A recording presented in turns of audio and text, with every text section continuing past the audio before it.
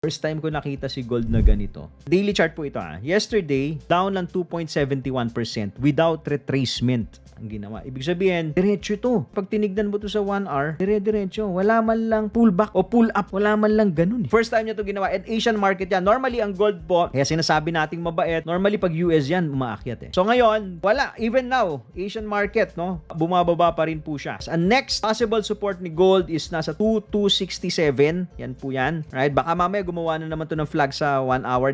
Diretso na to dito. Don't know kung tatalbog dyan sa support na yan. So if you're scalping gold like me, ako ay highly suggest, no? Baka gumawa ng flag dyan. Highly suggest, steady lang muna. Huwag nyo pong madaliin yung trade. Pabayaan muna natin tong gumawa ng kung ano man yung forma niya kasi wasak na wasak Actually, I was expecting a bounce kahit dito Dito po sa area na to. Kung titignan nyo to sa 4-hour time frame. Buong-buo yung structure dito Dito, kahit bounce man lang. Ito, tong area po na yan.